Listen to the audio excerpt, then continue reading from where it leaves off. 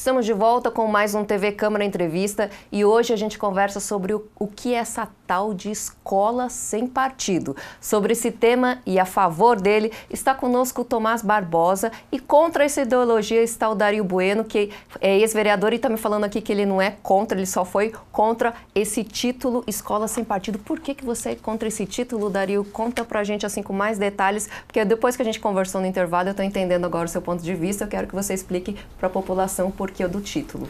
Bom, uma coerência, né? Eu sou professor, né? Minha formação de letras. Então, minha matéria-prima, né, é as palavras, né? São as palavras. E então, a gente precisa considerar o significado das palavras. Então, sem partido, para mim, acaba tendo uma ideia de que se é sem partido, é qualquer partido, né? E a gente precisa tomar muito cuidado porque não é só uma palavra, né, e um significado, são conceitos, né? Então isso dá margem, um desdobramento para as pessoas assimilarem, né, inculcarem que nenhum partido é bom, né? E assim, e nós temos uma questão, inclusive constitucional, né, no Brasil, nenhum candidato é lançado sem partido. Né? Então a nossa Constituição ela exige a filiação partidária para que as pessoas pleiteiem, né, a legislatura, né, ou cargo seja no executivo ou no parlamento. Então assim, eu acho esse nome nocivo nessa questão, nesse conceito, né? Então precisamos cuidar das palavras. Sem partido parece algo muito vago, né? E assim, e tem um outro problema, vai adicionando causas, né, infinitas, né? Primeiro tem essa questão de contra o comunismo, né? Mas e aí, né? E resolveu essa contradição, né? Surgem outras contradições, né? E vai assimilando temas, vai absorvendo temas e acaba sendo infinito, né? Eu acredito que o movimento fosse uma confederação de associação de pais e mestres seria muito mais adequado, porque os pais ali na sua escola, na sua especificidade ali, com problemas pontuais, né, com a presença dos pais acabariam, né, equalizando, equilibrando ali os conflitos que existem, né. Essa discussão é válida, mesmo que os projetos de lei em todas as esferas não sejam aprovados, essa discussão, levantar esse tema de que os pais realmente precisam estar mais ativos na educação dos seus filhos, eu acho que ela sempre é válida. E outra coisa interessante que você colocou, Tomás, é que em muitas cidades o projeto está sendo vetado por causa que ele está sendo alegado inconstitucionalidade.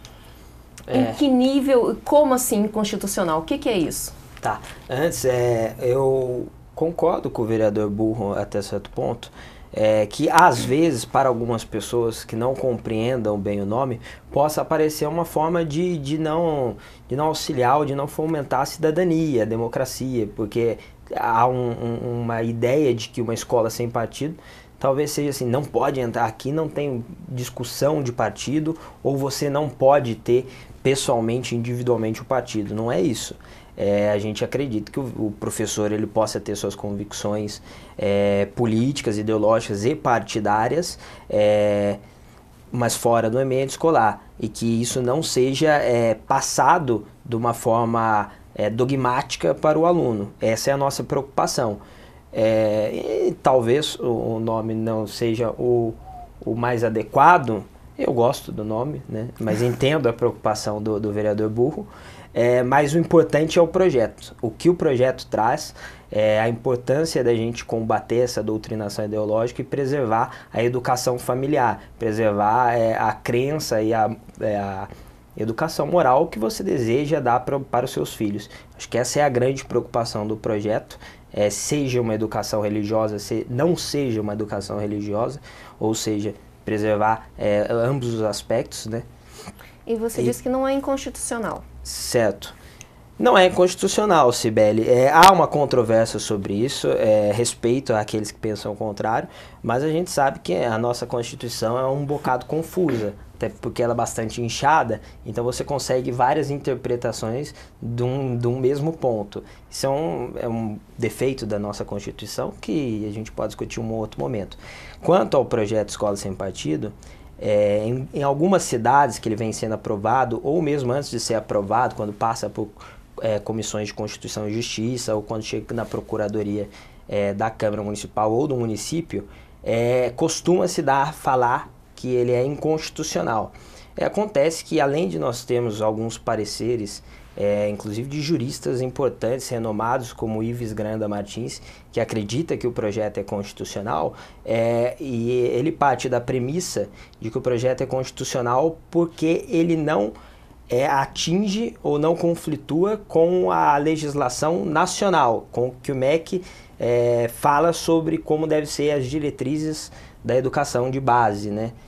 Então, quando ele fala e trata sobre uma legislação que é afixar um cartaz, para quem não sabe, é afixar um cartaz com os direitos e deveres do professor e do aluno na sala de aula, que são 6, e daí ali eles não vai criar nenhuma nova obrigação. São coisas que já estão na Constituição Federal, são coisas que já estão no Estatuto da Criança e do Adolescente e são coisas que já estão nas Declarações Internacionais dos Direitos Humanos. Então, aquilo que é afirmado por este cartaz e aquilo que a lei traz são coisas que não conflituam com a legislação nacional. Então, no nosso entendimento, pode sim ser aplicado nos municípios e nos estados. É importante dizer que, eventualmente, e isso é inevitável, por ser um projeto polêmico e ter uma posição ideológica, eventualmente as pessoas, e até mesmo as pessoas voltadas a um mundo jurídico, podem ter também um posicionamento político contrário ao projeto e se valer desse posicionamento político para dizer que é inconstitucional ou constitucional também. Então a gente acredita que há nessas inconstitucionalidades muito mais engajamento, ativismo político por parte desses setores do que realmente uma análise técnica do projeto. Quais são as maiores críticas que o projeto recebe? Eu acredito que, em grande parte, o projeto é criticado de forma errada por tentar, entre aspas, censurar o professor. Ou seja, os professores alegam que você deixar de falar sobre determinado tema é censura. De fato, deixar de falar sobre determinado tema é censura, mas não é isso que o projeto propõe. O projeto propõe que você possa falar sobre todos os temas, desde que você apresente uma visão favorável e uma visão contrária, ou seja, buscar a neutralidade no ambiente de ensino. Não que isso seja possível em tons gerais. Eventualmente o MEC vai ter uma diretriz básica de educação e você vai ter algum direcionamento. Agora, o professor, enquanto suas convicções morais, religiosas e políticas, ele não pode se valer da audiência cativa dos alunos para incutir essas coisas na cabeça da criança. Então, essa é a nossa preocupação. Audiência cativa, né? A autoridade, né, que o professor tem, né? É uma referência em sala de aula, né? Não, e a autoridade, porque o professor fechou a porta, é ele que, né, pelo seu direito de cátedra, né, exatamente, ele fala, né. O professor sempre foi muito autoritário, isso independente de ideologia, é uma tradição do comportamento dos professores. Raros são os professores, né, e muitos são os filósofos da educação que propõem uma alternativa de educação, né, de um diálogo simétrico, né, entre os professores. Inclusive, isso foi até... tomando cuidado com as palavras, né, foram alterando o nome de professor para educador, né, porque também o pessoal tem uma crença mágica nos nomes, né, mudou o nome, mudou o comportamento automaticamente, né, e também não é bem assim, né. Então, o professor, ele deixou de ser professor para ser educador, né. A palavra educação também, ela tem uma conotação mais abrangente também, né, porque quem educa, né, educa em que aspecto, né. Então, agora tem muito movimento dos professores, e não sei se isso aí também é consequência da escola sem partido, né, ou acabou se percebendo isso, né, por isso que todos os movimentos são válidos no sentido de provocar, né, e mexer o caldeirão da sociedade, né. Mas tem muito professor que faz assim que quem ensina a falar bom dia, boa tarde, boa noite, por favor, são os pais. O professor não tem essa obrigação, né. Mas eu lembro muitas vezes, né, por ser da área, e não só como professor, mas antes, né, como aluno, assim, vendo vários programas assim, que os professores também invadiram muito também a autoridade dos pais, dizendo que os pais educavam errado os filhos dele, né. Tem esse absurdo da lei da palmada, né, como se o pai, assim, Primeiro que eu, como liberal, o Estado não tem que interferir dentro do domicílio, né? Mas o Estado sempre invadindo a individualidade, as famílias e tudo mais, e restringindo, né? Outra coisa que eu também, assim, como liberal, não concordo com essa máquina do Estado de, assim, obrigar a criança a ser matriculada na creche, né? A partir dos 4 anos, 3 anos, né? Assim, eu também sou contra também a obrigatoriedade de matricular a criança na escola. Aí a gente entra naquela questão do homeschooling, que a gente ainda não tem aqui no nosso país. Então, aqui, quem pratica o homeschooling é criminalizado, né? A lei não permite e criminaliza. Então, é um outro movimento, né, que está dizendo assim, o Estado não é capaz de educar o meu filho, nem quero que eduque. É um direito dos pais, né? O pai, ele não pode impedir que o filho tenha acesso à educação, né? Então, mas são muitas discussões abrangentes, né? Agora, o Estado, ele se propõe a educar, né? Tem o dever de educar, né? Mas todo mundo espera que essa educação seja de qualidade, né? Mas o que acontece, né? Muitos professores usam a sala de aula, né, para transferir as suas insatisfações, né? E querem fazer um exército com esses estudantes, né? Então, nesse ponto, é importante os pais estarem sempre presentes. Mas eu sempre lembro que os pais também são desprovidos de informação, né? E muitas vezes nem percebem essa dinâmica dos professores, né? Agora, um tema que eu acho muito mais sensível e que despertou mais a atenção dos pais, e isso aí tem um ativismo forte do MEC, até publicando apostilas e indicando livros didáticos e paradidáticos, é a questão da igualdade de gênero, não só a igualdade de gênero, mas educação sexual. O que parece ser, e muitas vezes é muito claro, né, uma promoção da homossexualidade, né? Então, a escola, o Estado, né, usando recurso público, que é de todos, e de pessoas que não concordam com essa posição, normatizar a homossexualidade, né? Eu acho que isso despertou mais os pais, né? Porque antes o fato do professor ser de esquerda, fazer apologia dos países comunistas, inclusive até na época da Guerra Fria, que isso deveria ser um pouco mais, ter mais atenção, os pais passavam despercebidos, né? Creio que por conta da desinformação, porque o Estado sempre atendeu as periferias, porque as famílias mais esclarecidas e com mais condições de defender o filho desse tipo de coisa, retiravam o filho da escola pública e matriculavam na escola privada, né? Poupavam o filho desse tipo de influência, né? E as famílias da periferia, como são desinformadas e carentes, né, reféns do Estado de uma certa maneira, né, acabavam sendo expostas para esse tipo de militância, né, dos professores. A adesão de pais, a adesão às pessoas, de maneira geral, ao movimento Escola Sem Partido tem a ver com essa parte de educação sexual atual, vigente, que está sendo, vigente não sei, mas que está crescente nas escolas? Tem muito a ver, até porque, Sibeli, o Estado, lá em cima, lá no topo, aqueles que planejam como vai ser a nossa vida, desculpa o termo, bando de burocrata, que muitas vezes eles se sentem muito mais iluminados, muito mais espertos do que todos nós, para dizer como os nossos filhos devem ser educados.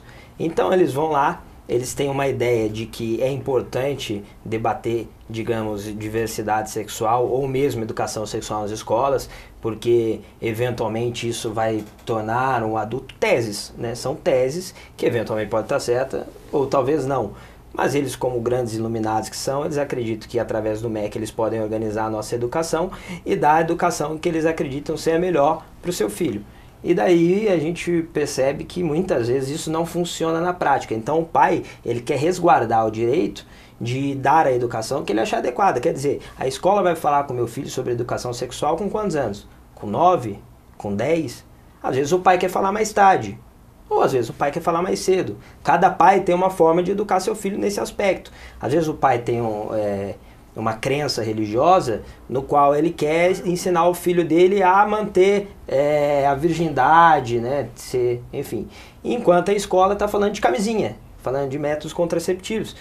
Eu não vejo problema nenhum, por exemplo, se for uma escola da forma que a gente falou, de ensino privado, onde o pai matricula a criança aonde ele acha mais adequado, a forma com que a escola educa isso. Agora, quando a escola pública, de cima para baixo muitas vezes, ou quando um professor individualmente, ele toma esse lugar do pai e acha que é o momento de discutir educação sexual ou mesmo homossexualidade, no momento que o pai não acha adequado, é aí que entra o conflito e é isso que eu acredito que gera engajamento. Então o projeto, de certo modo, é uma forma de também dizer para o Estado, para aí. Já foi longe demais, você já entrou demais na minha casa, já interferiu demais na minha família e eu quero ter autonomia de dar a educação que eu acho mais adequada para os meus filhos. O projeto, então, na verdade, vem contra algumas críticas que eu tenho visto na internet, que muitas pessoas falam que ele não, a escola sem partido não vai promover a pluralidade de pensamento e que não vai formar uma massa acrítica, porque não vai ter pluralidade justamente. Na verdade, o que o movimento Escola Sem Partido ele não está evitando o debate de ideias, mas ele só quer que seja um debate igualitário, é isso? Exatamente. Inclusive, no projeto você encontra a palavra pluralidade. Debater um amplo debate com pluralidade de ideias para que todos os lados sejam contemplados. Qual que é a nossa preocupação?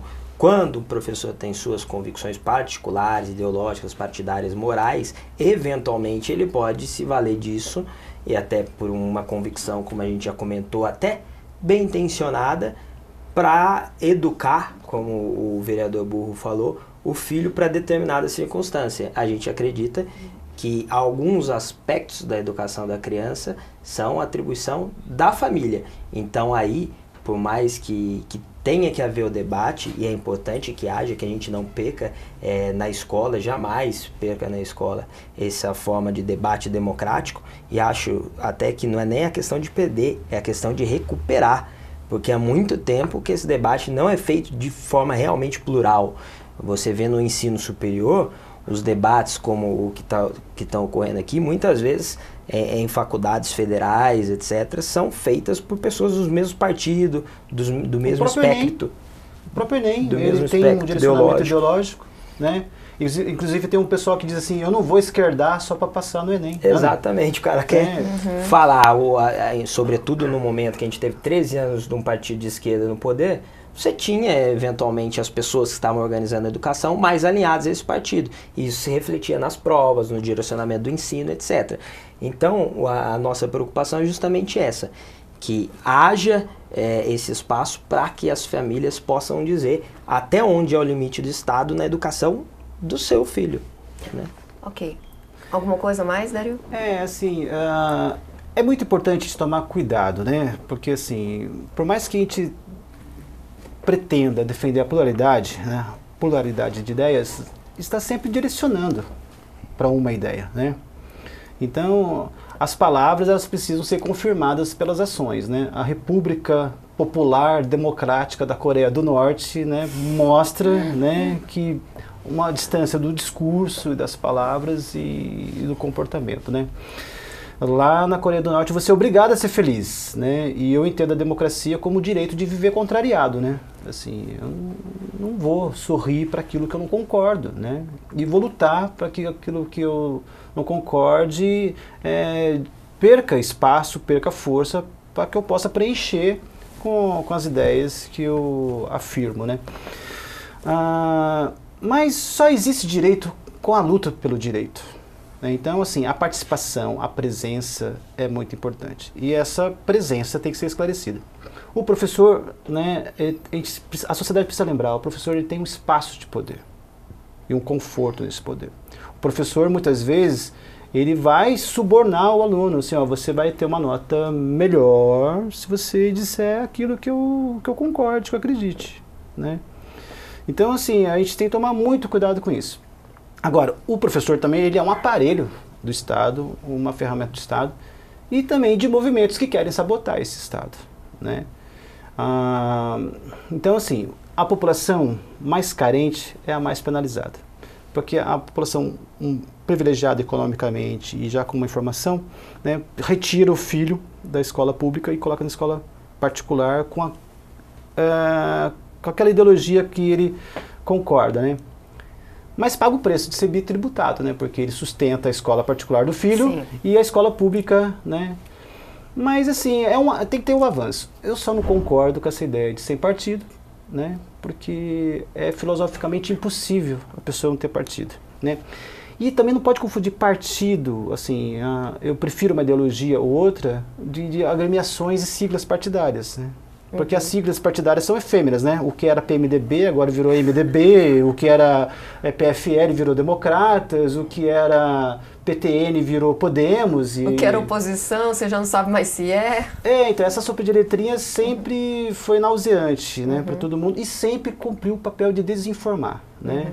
Então eu acho que esse nome sem partido engrossa essa sopa indigesta que nós estamos aí há muito tempo engolindo, né? E financiando com um fundo partidário, né? Sim. Isso que é o problema. Vereador, para a gente tentar chegar num denominador comum, então talvez o Escola Sem Partido seja uma forma da gente dar um primeiro passo para uma escola melhor que a gente quer. Ele está suscitando um debate, então as pessoas estão percebendo que há um problema na escola e talvez, eventualmente, a solução, eu acredito que não seja, porque os problemas na educação brasileira são inúmeros, não são apenas esse da doutrinação, mas é um pontapé inicial. Quem sabe, que nem você falou assim, muitas vezes ele é bitributado porque ele tem que colocar um filho numa escola, a gente não possa repensar um modelo de educação no Brasil a partir desse debate do Escola Sem Partido, pensando na possibilidade de vouchers, onde uma família mais carente, ao invés de ser obrigada a colocar o seu filho numa escola pública, ela receba um valor para que ela possa escolher qual escola privada ela vai utilizar daquele valor para colocar o seu filho na escola da forma com que ele quer ser adequado. Se é confessional, se tem uma educação mais progressista, enfim, o pai vai poder fazer essa alternativa, mesmo nas famílias mais carentes que ficam muito refém dessa educação pública, a partir desse voucher que também é dado pelo Estado. E se você for pôr na ponta da caneta, Cibele, a gente percebe que não fica tão caro. É muito mais caro manter a educação pública. Só esclarecendo o que seria voucher, né? Voucher vale. Assim, o governo, né, matricularia, né, pagaria a mensalidade da pessoa numa escola particular de livre escolha da pessoa, né? Sim. Exatamente. Em vez de bancar o prédio, a escola pública e todo... Que sai muito mais caro e o ensino não é tão bom. Todos os servidores ali, tem um custo público, né? Em vez de manter a escola pública e gerenciar a escola pública, pagaria a mensalidade com imposto. Proposta reacionária aqui, você vai se candidatar de novo a vereador? Gente, a gente tem que encerrar o nosso bate-papo aqui. Tomás, você tem alguma sugestão de leitura? Você quer indicar algum site para o nosso telespectador que queira se aprofundar sobre esse assunto? Certo. Quem quiser saber mais sobre Escola Sem Partido, inclusive a lei, como são os termos da lei, o parecer de constitucionalidade, casos de doutrinação pelo Brasil, é só acessar programaescolasempartido.org, é o site oficial do movimento Escola Sem Partido, e ali você vai ter todos os dados. E também quem quiser me acompanhar nas redes sociais e acompanhar o Movimento Brasil Livre, é só procurar lá Tomás Henrique Barbosa e procurar Movimento Brasil Livre São José dos Campos ou Movimento Brasil Livre Jacareí, que é aqui onde a gente está na TV. Obrigado, Cibele. Obrigada pela presença de vocês, obrigada, Dario. E encerramos aqui mais um TV Câmara Entrevista. Para rever este programa, você já sabe, procure em nossos canais no YouTube, curta e também compartilhe o nosso conteúdo no Facebook, que traz informações e prestação de serviços aqui de Jacareí. Os endereços são youtube.com/TV Câmara Jacareí e facebook.com/TV Câmara Jacareí. Eu volto semana que vem com mais um TV Câmara Entrevista. Um forte abraço e até lá!